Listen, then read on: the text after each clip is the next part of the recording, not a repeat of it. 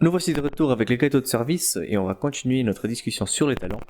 Et aujourd'hui, on va parler précisément de la diversité entre les différents talents. Est-ce que c'est pas un peu injuste que Dieu ait sélectionné à notre place les talents qu'on allait avoir un peu aléatoirement comme ça, plutôt que juste donner toutes les capacités et tous les talents à tout le monde? Comme ça, on pourrait choisir comment on veut le servir. Enfin, techniquement, on peut déjà choisir comment est-ce qu'on veut le servir, parce que si on veut développer quelque chose, on peut. On n'a qu'à apprendre, travailler, et on le développe en fait. Mais j'ai l'impression que s'il donnait toutes les capacités à tout le monde, ce serait pas très intéressant, quoi. Un peu ennuyeux finalement. Tout le monde sait faire les mêmes choses. Tout le monde fait la même chose. Dans ce cas, qu'est-ce qu'on apprend des autres? Qu'est-ce qu'on apprend aussi de nous-mêmes finalement? Comment est-ce qu'on pourrait servir quelqu'un d'autre si n'importe qui d'autre sait faire exactement ce qu'on sait faire aussi? Il n'y a plus de dimension de service, il n'y a plus d'humilité en fait non plus. Parce que si tout le monde sait faire la même chose, nous, on ne voit pas nos propres faiblesses, on ne voit pas les richesses des autres.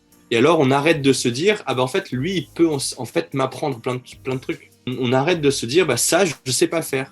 Donc ça, il faudrait que j'apprenne. Je peux me rapprocher de cette personne-là. Et en fait, je me rends compte que cette personne-là me dépasse dans tel ou tel domaine.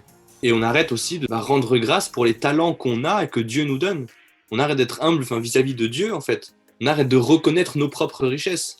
Si tout le monde a la même chose, ça semble juste normal. Et on s'en fiche un peu.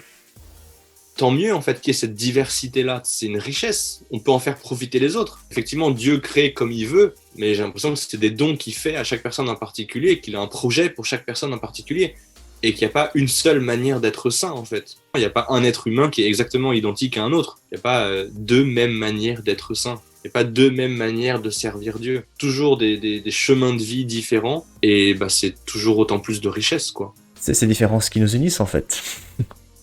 Trop beau. Et là, on vient de finir la semaine pour l'unité des chrétiens.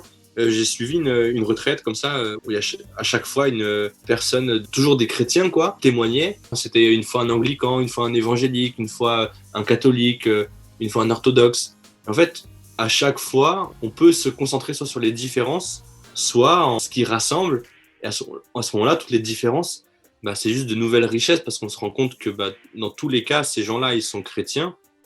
Ils veulent servir Dieu, ils veulent vivre pour Dieu, et c'est un peu le but de tout. Voici la fin de la vidéo. Si vous voulez regarder plus de vidéos avec les cadeaux de service, elles seront disponibles dans cette playlist ici. Et nous sommes curieux, donc dis-nous quels sont tes talents dans les commentaires et comment tu les utilises pour faire la différence.